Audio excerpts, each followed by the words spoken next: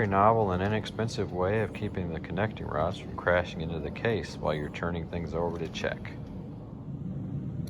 Once we've calculated a few known volumes, such as the volume of the combustion chamber, in this case 66.3 cc's, and the dome of the piston, which many times is given by the manufacturer, but go ahead and check at a known height, such as a ½ inch,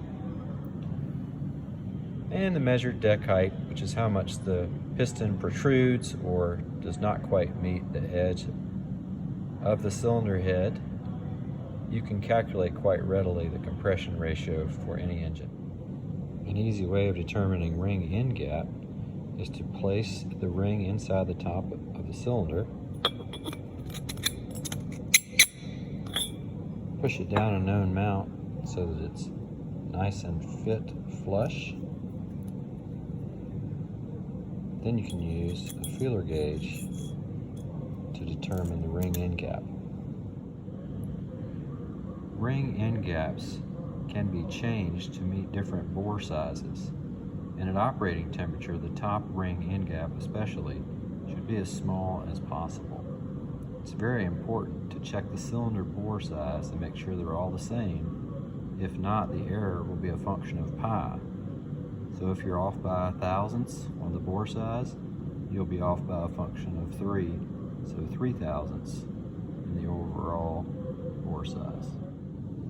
Generally, any marking that you see on a ring, such as the N shown here, indicates the top of the ring facing the combustion chamber. Special tools can be purchased to allow easy application for installation on the piston.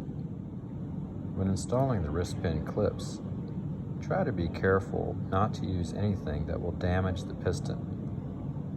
Also, install the clip first. That's the most difficult to reach once the piston is going to be fixtured on the connecting rod in the engine. Use the wrist pin to push the clip into place. Once the pin is pushed into the clip, you'll hear an audible snap and the clip will be in place. A soft, lint-free towel can be used to hold the connecting rod while you lubricate the pin and wrist pin bushing. Make sure that you have the piston in the up direction, and then simply fixture the piston to the connecting rod using the pin. Once you have the pin in place, turn the ring gaps until they are opposite one another.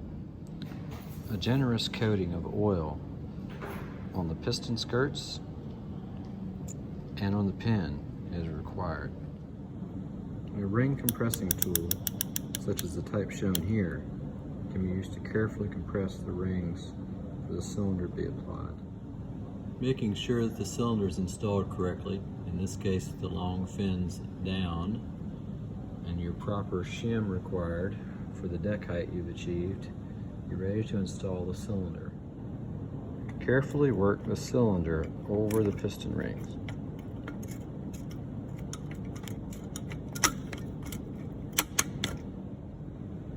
After one final check to make sure that the wrist pin clips, seals, and shims are in place, the cylinder is ready to push home.